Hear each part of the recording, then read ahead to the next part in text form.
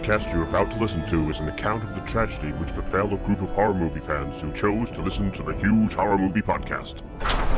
With your host, Killian Gore. Hello, and welcome to the show. Right now, anyway, ladies and gents, I'm actually inside the real Amityville house in America. That's where I've been. I've been travelling on a boat to America. I couldn't get on a plane, I don't know why. Anyway, better keep it down because, people do live in this house, which is, I don't know why. I don't know why they do that. So anyway, yeah, we won't get too loud, so we don't want to wake them up or scare the ghosts. Anyway, on today's show, obviously, with it being Amityville, I'm not really in the Amityville house. That was a lie. It was a lie.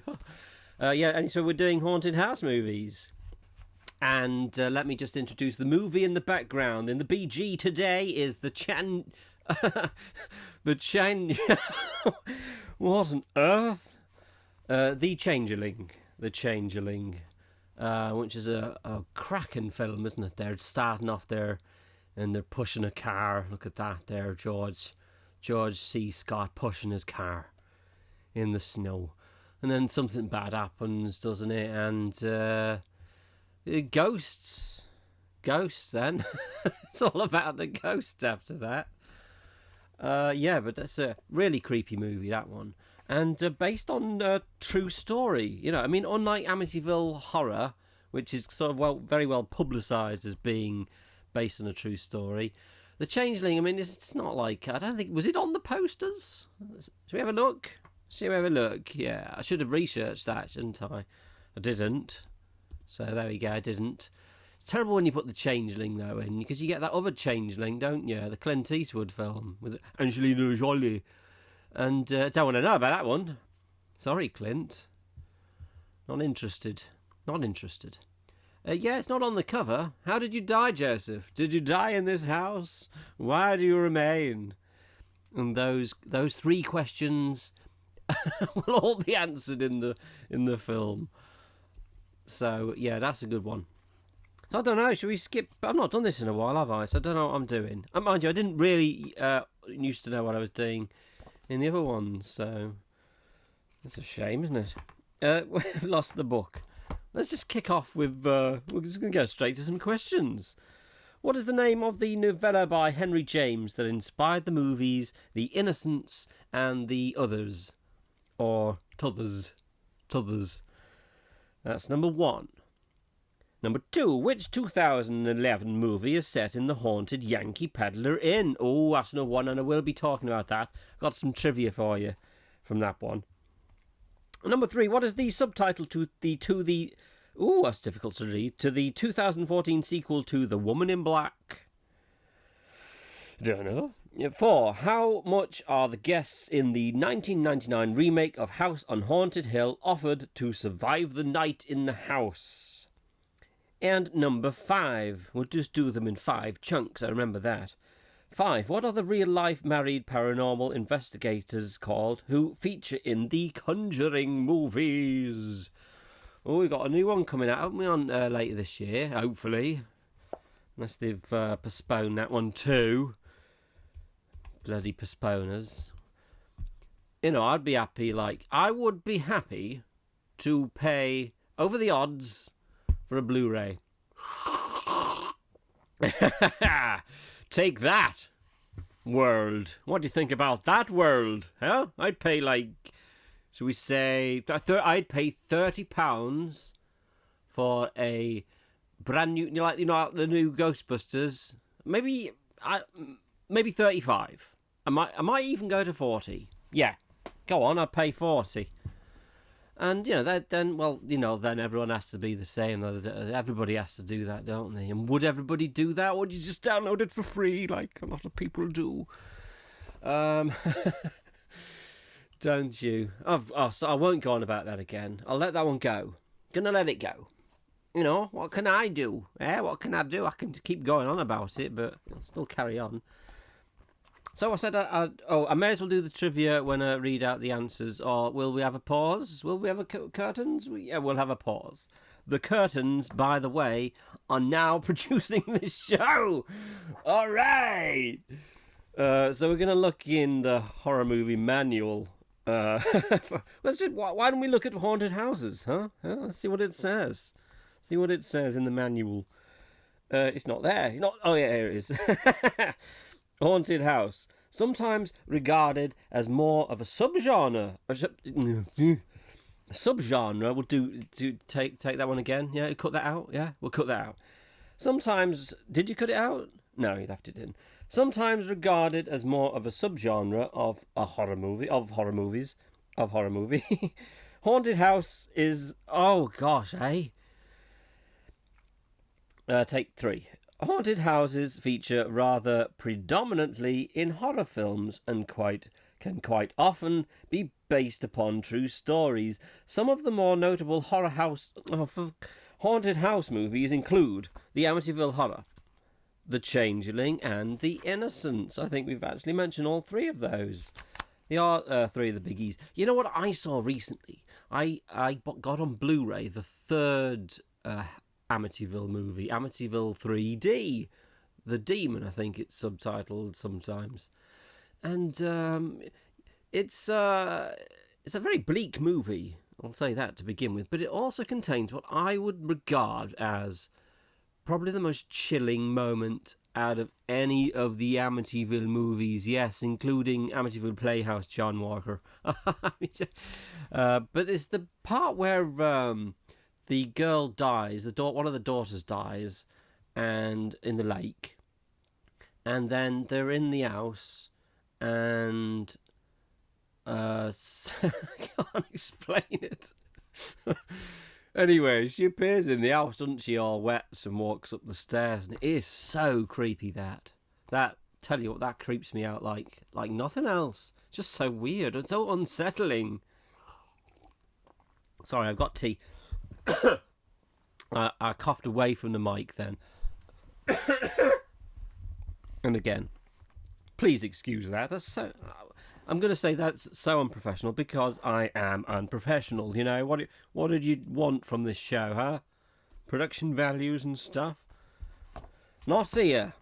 You have to go to Peter Lawes' new podcast for quality. There you go. Go and listen to that. I've forgotten the name of that. Oh, it's dreadful of me. I'm trying to plug it here. It's something like Peter Lawes. I'll put Peter Lawes in. Bear with. Creepy Cove Community Church podcast, which I'm sure it doesn't need, advertisement from me, with my 10 viewers. But there you go. I'm going to plug it anyway because I liked it. So let's do the 5 answers to those. And so number 1, the turn of the screw. We all know that, don't we? Oh, that's the answer. The novella, Henry James, turn of the screw. I've already just said it, haven't I? Apparently the new house on Haunted Hill is going to be the turn of the screw. I'm sounding really unusual, aren't I? Because was it called the Haunting of Hill House? What did I say? The Haunting of Hill House. Yeah, the next season anyway of Hill House. Bear with me. The Haunting of Hill House. Yeah, season 2 will be based on Turn of the Screw. I don't think they've actually done it though, have they? The Haunting. Oh, it'd be called The Haunting of Bly Manor. Entered production last September. Well, why have you not finished it? What have you been doing all this time? Entered production and wrapped. Oh, hang on, it wrapped in February, so it's filmed. I didn't realise that. There you go. That's good, isn't it? Well, I guess they're just putting it together. It doesn't say who made it. Is it still Mike Flanagan? I know a film director called Mike Flanagan. He made movies like Doctor Sleep and which is very good. So I suppose that you could have that as a haunted house film. It ties in, doesn't it? Well, maybe we'll discuss that. Well, episode 1's written by Mike Flanagan. Then 2 is James Flanagan. That is brother. Brother, could you do this one? I've lost the plot. I'm busy doing Stephen King stuff. You'll have to write it, James. That's all right. I'll pay you. Anyway, the second answer is bloody hot in here. Humid. I've lost the little bookmark. Oh. So now you have to listen to me fanning through the pages. Number 2, which 2011 movie is the Yankee Peddler Inn set in? Is the... Don't know if I read that right. Of course, it's The Innkeepers, Ty West.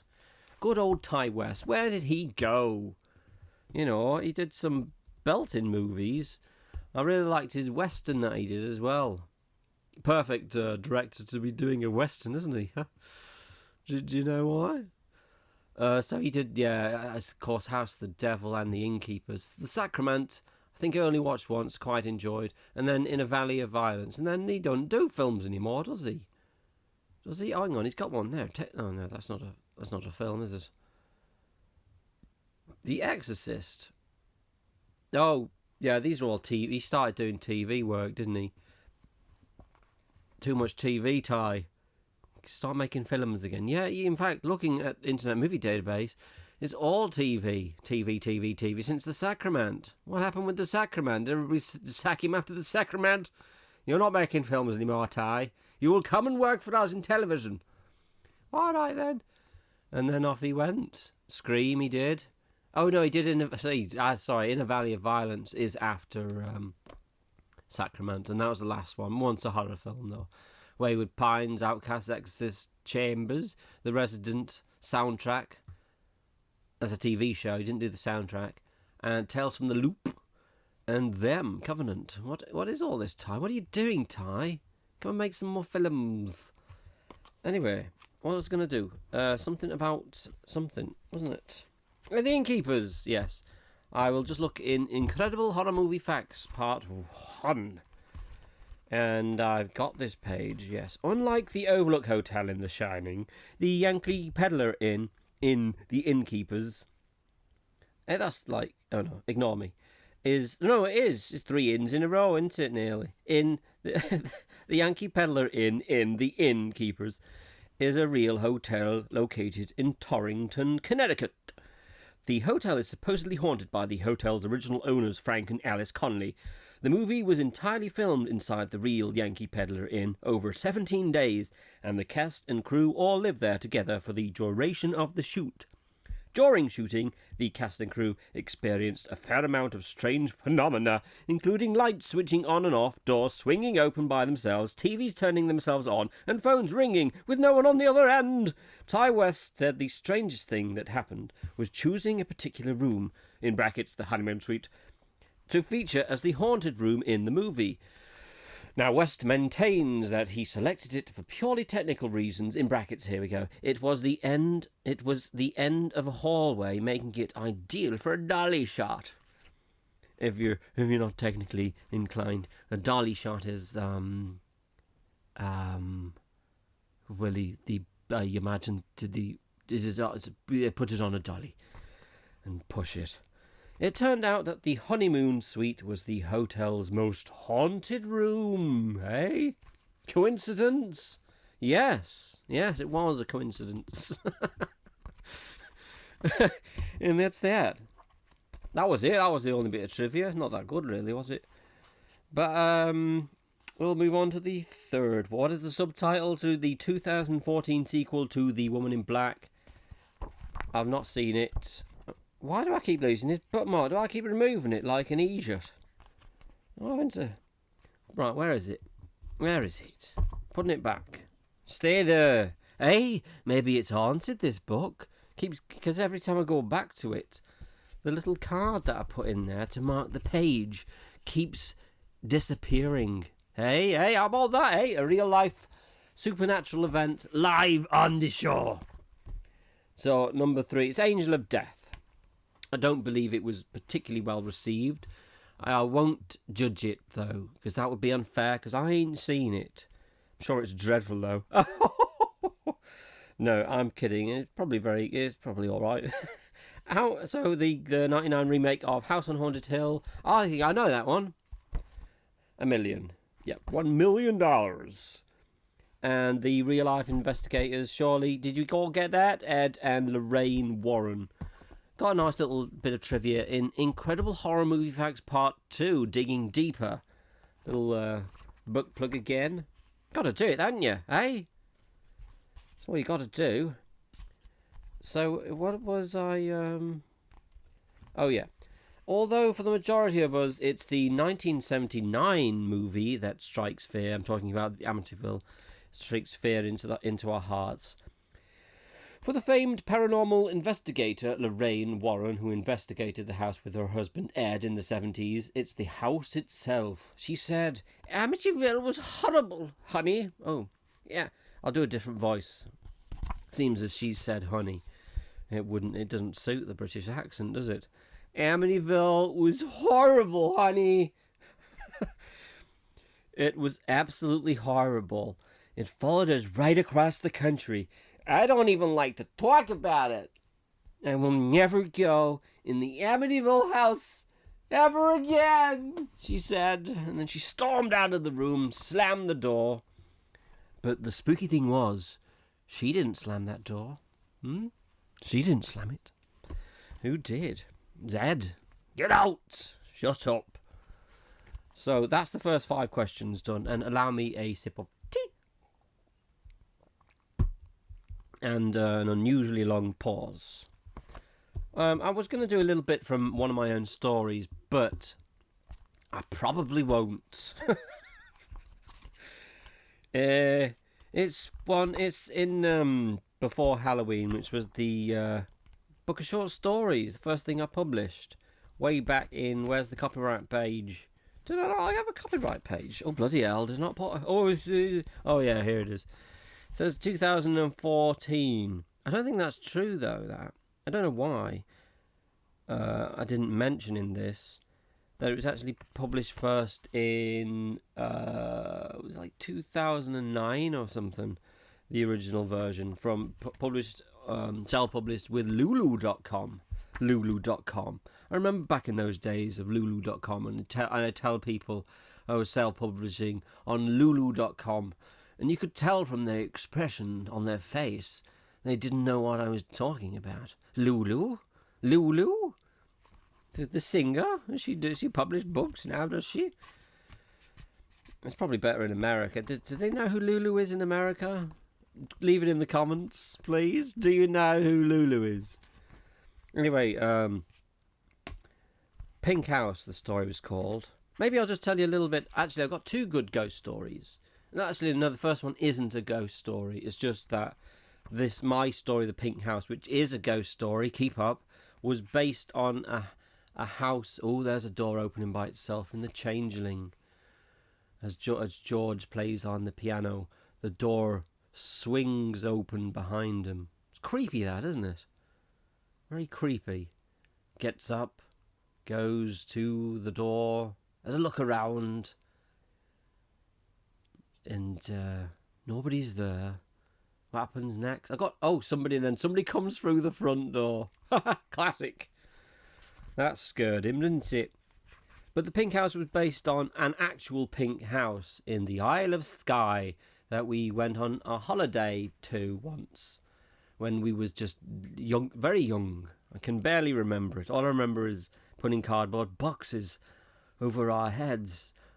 Don't know what that memory represents, really. I think that's based on a photograph. Do you ever have that? Do you? When you've got a memory, but is it just a photograph? Or is it your own memory? Discuss. 2,000 words. Leave it on my desk. So anyway, my Pink House story's got nothing to do with the actual Pink House. And I don't know, if I read a little bit, would it be would you like that? No, I mean, you wouldn't get the whole go on then and read a little bit. Go on there. As she turned, cookie in hand, she realised her solitary night on the wonderfully comfy sofa was coming to an end. "Hi there, I'm Joy." The girl's twinkling eyes glowed across the length of the kitchen at Joy. No reply was forthcoming, and she debated if this was some sort of sleepwalking incident that she was witnessing. Despite the distance, she could see the girl had long brunette hair that was very stylishly kept. No extra business to be had in the pink house. What does that mean? "You feeling okay, honey?" Honey, eh? The word honey again. It's cropped up twice now. It's really getting spooky, isn't it? The girl walked solemnly over to Joy and passed her over to the breakfast table, where she pulled up a seat and slouched herself down. Incredulously, Joy watched her glide past. Couldn't she talk? Remembering what Victoria said. "Do you want some ice cream, sweetie?" At this, the girl's face lit up, and she weakly replied, "Double chocolate fudge." "Good. Okay." Joy swung the fridge door open, chuckling a little at the specific choice of flavour, and realised that it was only a fridge, not a freezer. Her face was hidden from the girl as she mouthed the word S-H-I-T into the chilled air before closing the door and looking over to the smiling youngster. She smiled back at her, defeated. "Want to give me a clue where you keep it?" "Sure," she said, sliding out from her seat and disappearing into a room just past the fridge.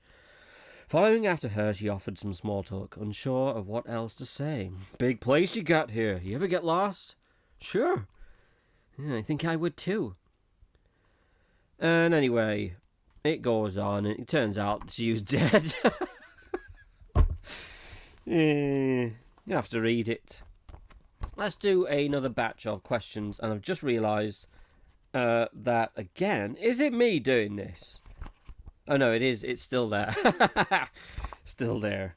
The next 5. In which film do an asbestos cleaning crew experience the paranormal in an abandoned mental asylum? Number 7. Write down 7. What did the house that the family move into in the house in Connecticut, 2009, used to be? Which haunted house movie, number 8, write down 8. Which haunted house movie features the following tagline on the theatrical poster? "You are cordially..." I don't know how to say that. Cordially invited to spend an evening... This show exposes how stupid I am, doesn't it? Sorry. I hope nobody actually thought I was clever. "You are cordially... That's it, isn't it? Cordially invited to spend an evening with Roger Cobb and his friends. Don't come alone." Number 9, you son of a bitch. "You moved the cemetery, but you left the bodies, didn't you? You son of a bitch, you left the bodies. You only moved the headstones." Which haunted house movie is this a quote from? Number 10, the Amityville Horror was filmed in the actual Amityville house in Long Island, New York, where I am right now. True? Is that true? Or is it false? So, yeah, I mean, that's where I am right now, aren't I, in the fiction of this? In the whole fiction? Not really, though. No. I had some other things to regale you with.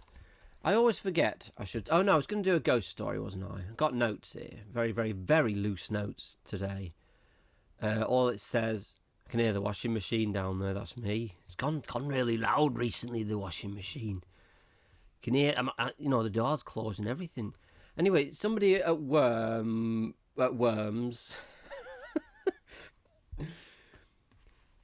somebody who I work with, Karen. Let's not use her real name. I've said it now, so it's too late. She's called Karen.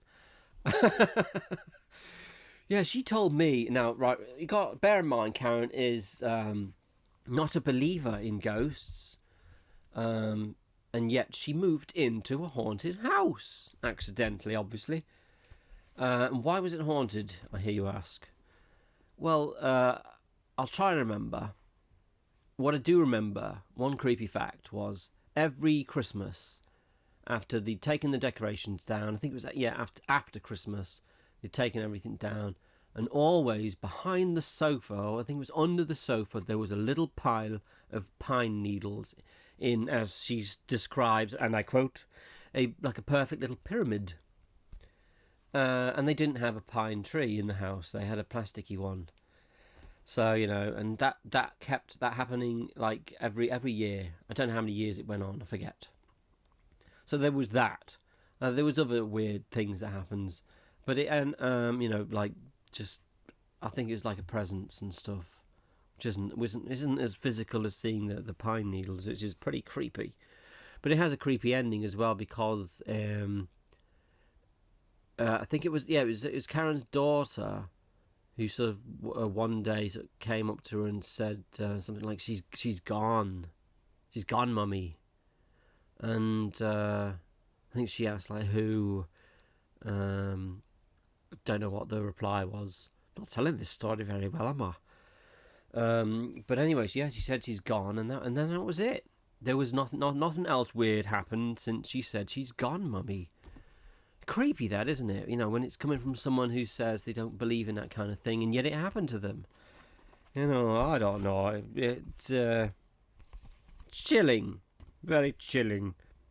I was going to do some. I've got the challenging here because, as I mentioned earlier, based on a true story that's not as much publicised as being so.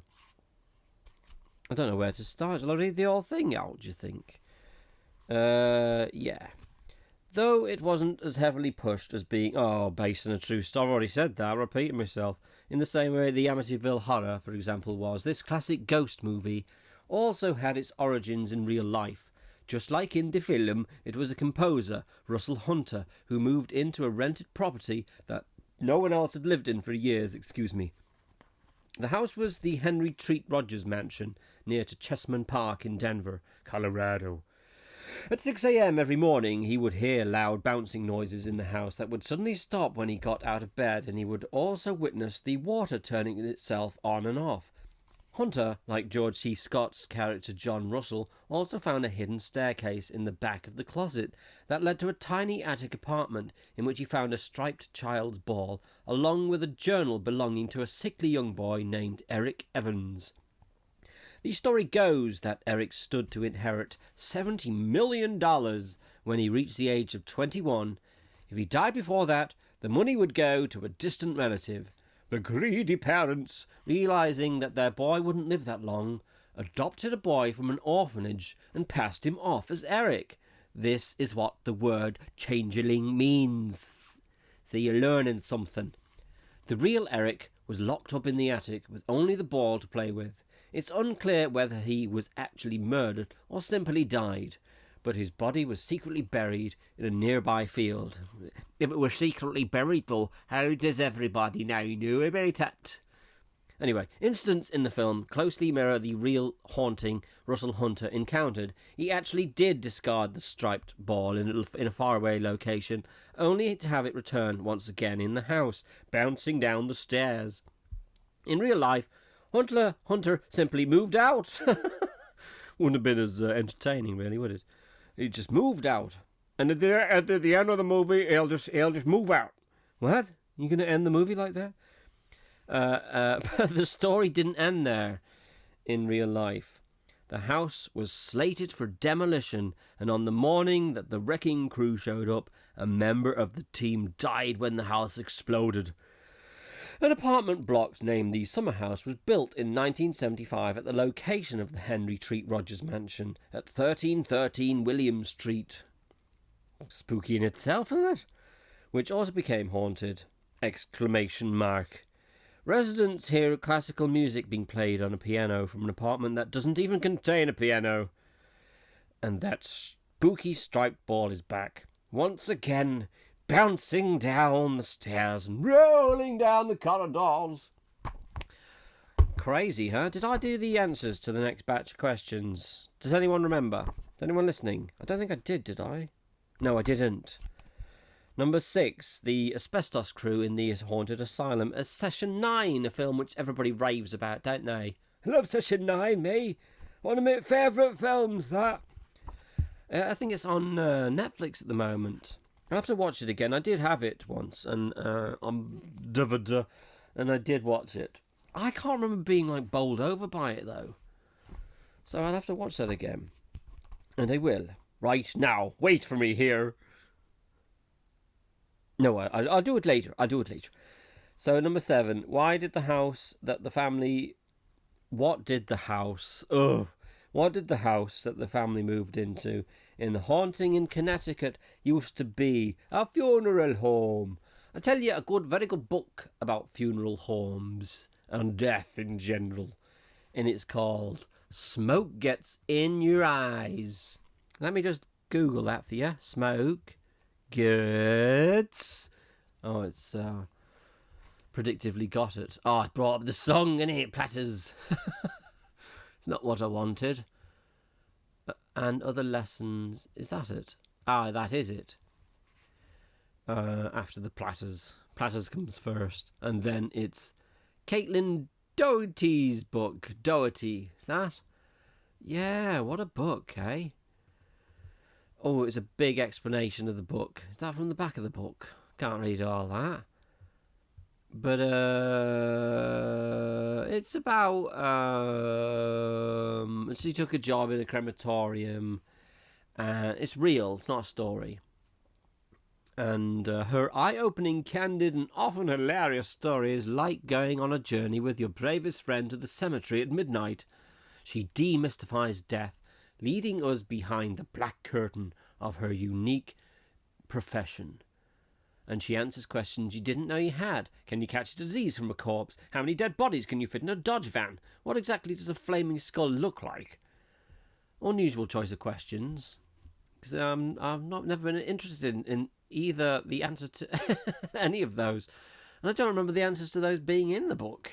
It's a bit misleading. But yeah, it's a fascinating book. It's one of those books, it'll make you sort of see the world differently. That's how big the book is. I may have spoken about it before. I can't remember. Anyway, so yeah, a funeral home. Number 8. Which haunted house? Oh yeah, your accordion. Oh, it's that bloody word again. I'm not doing it again. God, I've done it enough. Roger Cobb and his friends don't come alone. Question, exclamation mark, and then question mark, because it's a question. And it's of course House. 1986, or is it 1985? The internet has a fight about that one every day. I think it's because it was released in very first release was 85. It was released somewhere in 1985, and then everybody else got it in 86. In 86. House 19. Yeah, see, Internet Movie Database says 85. And then Wikipedia says, no, I believe it to be 86. You think you got that wrong? I'll tell you why, though. Tell you why. Yeah? You want to know why? Let's see. It didn't tell me. I was hoping to... it was released on... you see, you go. It's released in theaters in 1986. It must have had some sort of earlier screening in 1985. Which, this is boring, isn't it? So boring. In fact, on the Internet Movie Database. Right. Just got it in 1985 in Victoria, Texas, on the 6th of December. It's 1985, there you go. And then France... was 1986 February, January. Did I say January? And this, sorry, I've even acknowledged that this is boring, and I've carried on. I've ploughed on with it. Whoa, silly of me. Number 9, you son of a bitch. You moved the cemetery, but you left the bodies, didn't ya? Yeah, you did, didn't you? Poltergeist, of course it's Poltergeist. Let's do some. I'll come back and do Poltergeist, bit of trivia. And then number 10, the Amityville Horror was filmed in the actual Amityville house. No, it wasn't. It was filmed in New Jersey, I do believe. I think they used the house again, didn't they? In parts possibly 2 and 3, I think. Let's have a look. This is slightly more interesting, isn't it, than the 1985-1986 dilemma that we've just addressed, which we've all agreed was very boring. I'm still talking about it.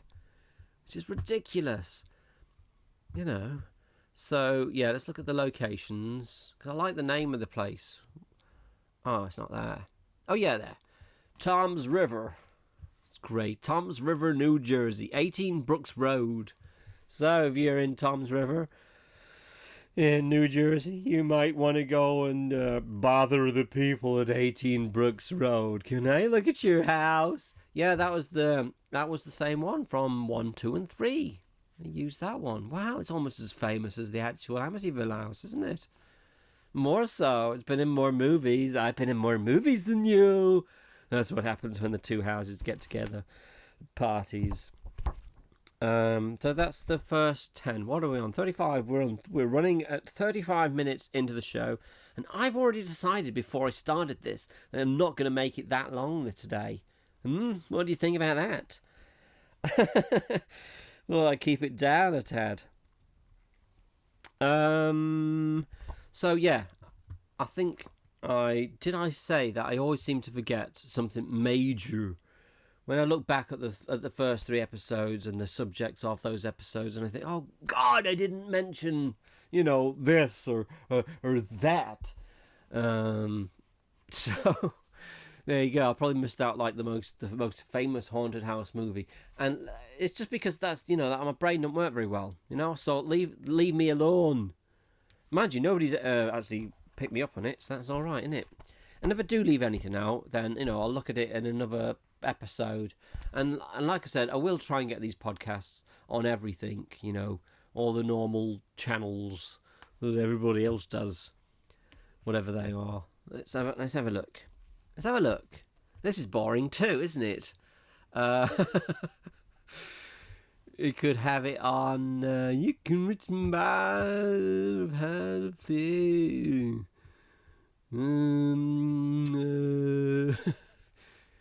You still awake? Are you still awake? I thought this would tell me some podcasts. Oh well. Let's move on. 1985 or 1986. We'll never know. Number 11. Liam Neeson, Catherine Zeta-Jones, Owen Wilson and Lily Taylor all star together in which 1999 haunted house movie? And number 11, and you should know the answer to this if you've been listening. What is the profession of George C. Scott's character in The Changeling? Yeah, you should have been listening. You don't know now, do you? Because you weren't listening. Number 13. Which blockbuster filmmaker directed the 2000 haunted house movie What Lies Beneath? And number 14. What is the name of the haunted house? Did you want to pause then? Did you want to pause? Are you playing along at home? Are you in the pub listening to this and doing it like a proper pub quiz like it should be? What is the name of the haunted house in The Woman in Black? Anyone? Number 15. Which 1976 haunted house movie was filmed at the same location as the Morningside Mortuary from Phantasm? And number 16. Which haunted house movie am I describing? Listen. There's a writer, an annoying neighbour, an actress, a swimming pool, and a bathroom cabinet. At number 17, which filmmaker directed the fake trailer for the haunted house movie Don't, which features in the Tarantino and Rodriguez movie Grindhouse? Don't. 18, which popular actor is the star of the 1999 haunted house movie Stir of Echoes? 19. In which 1977 movie does the fashion model move into an apartment building containing a gateway to hell? It's got a gateway to hell in it, this, in your apartment. Let me show you some of the features. It's got, like, a lovely balcony. It's got a beautiful kitchenette. It's got a shower and a bathroom and a jacuzzi, and over here is a gateway to hell. Number 20. Which 1963 haunted house movies are the words "Help, Eleanor, come home" discovered written on a wall? One of my favourite haunted house movies is Bloodbath at the House of Death. It's not a haunted house movie, is it? Just wanted to mention it. It's shot in a lovely old looking sort of haunted type house though. Did I read that bit? I didn't, did I? Why did I give up on that? Oh no, I did read it. Bloody memory. Let me down again. Oh, that's the film I did want to talk about. I even got it written down, and I've not mentioned it. God, these notes don't even... Having notes doesn't even help sometimes. It's The Entity. 1982, directed by Sidney J. Furie. Now, I didn't ever see this film before until, like, a few weeks back. It was only a few weeks back. All that time it's taken. But, you know, in a way, I'm quite glad I never did see this one sort of earlier, because it's really scary. Sounds kind of lame, doesn't it, saying that? It's so scary. But it's just so well done. There's so many great sort of jump scare moments in there. And it's that bloody music. The boom, boom, boom, boom. Oh, it's terrifying. I don't know, am I allowed excerpts on here, or would it get removed from YouTube if I sort of... could it really would be background to YouTube, so don't do anything. The Entity... why has it got music with a Q? The Entity music. The Entity music. The Entity soundtrack. Let's have a little sneaky peek. Shh. Shh. Shh. Starting. There we go. Shh. Listening.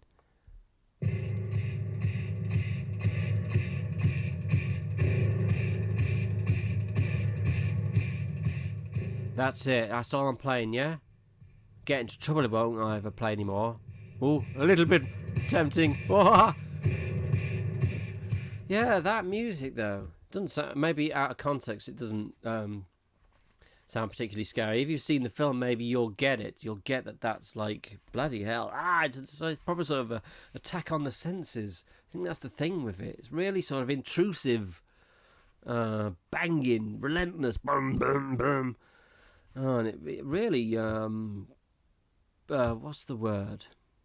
Really, want to say, you know, don't want to swear on this show, you know. So it poos you up. It poos you up. Right. So we'll do the answers to those, and then we'll probably wind down. We'll have a wind down, and I'll go and put my washing away. If it's stopped, I can't hear that relentless. My washing machine's like the Entity soundtrack. Boom, boom, boom, boom. Right. I think I did 10 then, didn't I? I did 10 in a row. Yeah, I did. Wow, I really ploughed through them. So the Liam Neeson thing and Catherine Zeta-Jones is, of course, the dreadful... the dreadful... Where is it? The Haunting. The Haunting. I was looking for the answers. I need to be prompted. I can't think that fast. Yeah, that dreadful remake. Don't know, do people like it? Do people like the remake of The Haunting? Not asking you. I'm asking Google. Don't you answer. You can't answer. You can't do anything. You're stuck there. Possibly listening. Probably not, though. I was looking it up. I was going to look it up on the Internet Movie Database, give you an idea. Oh, it's fairly well liked, I suppose. It's got 5, and even 5 out of 10. I always like to look at the actual user reviews and just see the span of hate to love. It's incredible, isn't it? Sort of shows what we're like as human beings, doesn't it? It exposes the human character, how different we are. Look, 1 out of 10. Nothing could have saved The Haunting. And then 10 out of 10. More like Hammer films. I know it's fashionable now to hate this movie. I've seen hundreds of spook films, including He Original 1963. Just put He Original instead of the great. Put He Original if you want. Do what you want, can't you? Shakespeare made up words, you know. So the film is not restrained and does not hold back at all, which is probably why so many modern viewers seem not to like it. Actually, this film had many great scares, and the acting and special effects were great. I've seen it 15 times now, and let me tell you, it gets better every time. And that's Mr. Skywalker on Internet Movie Database. Base. Tips. Yeah, so Mr. Skywalker's a fan. I'm not making fun of you, Mr. Skywalker, you know. I sounded like I was, didn't I? Oh, no, I really didn't mean to. And then it's funny, look at what else everybody reviews. Let's see, because it's funny, like, sometimes if you see, like, somebody, like, you know, really slamming what's often considered a really classic, you know, a great film, and, you know, they're like, no, it's rubbish. And then you look at their other reviews and see, like, they're massive fans of, like, something stupid, like, I can't think of anything. That joke would have worked better if I'd thought of something, wouldn't it? Yeah, like a massive fan of,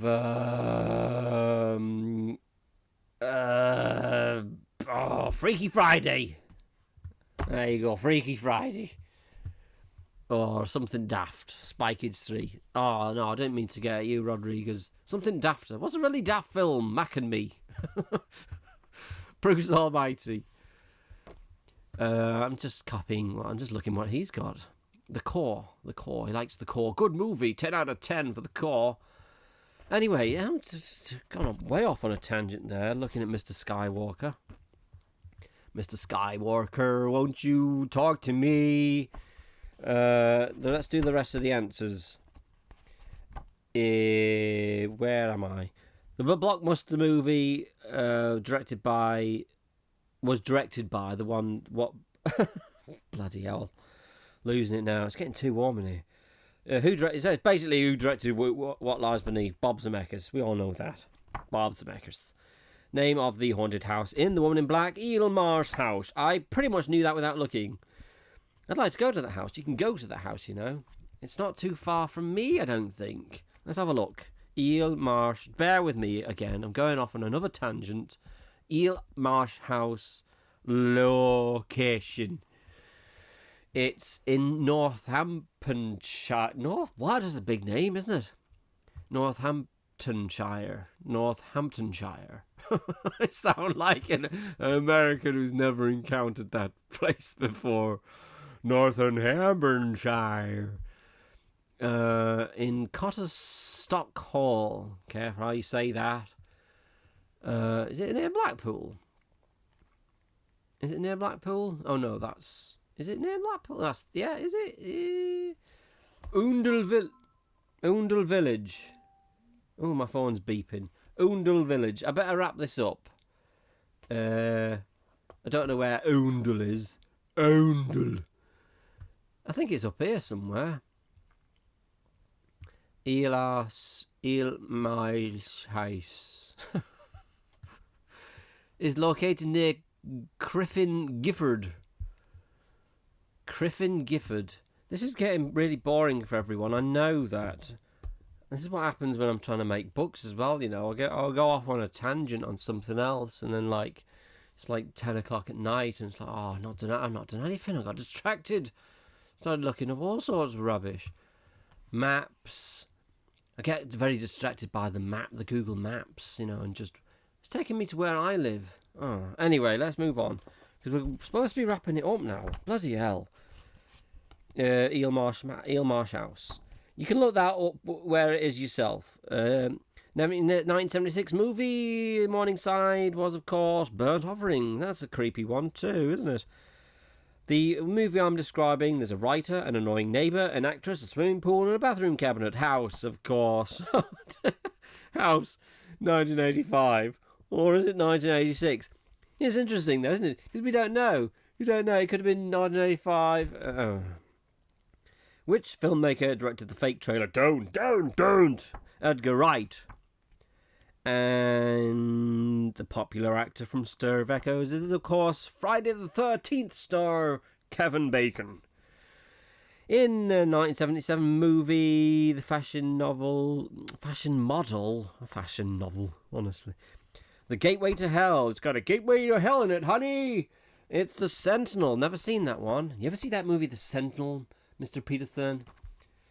From the Burbs there. And no, I've not, Corrie. I've not seen it. And the 1963 haunted house movie Help Eleanor Come Home is a movie we've already mentioned, The Haunting. So two of the answers were in fact The Haunting, weren't they? So that's my fault for doing that. I've got The Haunting to watch, so I'll watch that now, probably. So that's it. I'll get out of this. Stop clicking the pen. That's annoying, isn't it? I mind you, I've gone the whole show without clicking this pen. That's good of me. I didn't want to annoy your senses. So yeah, we're at the end of the show. I hope you've enjoyed it. I have. We've had a good time, haven't we? I'll see you on the next one. Don't know what the subject will be, but better get out of this Amityville house now. I just need to. I'm trapped in there. I'm locked in. See you next time.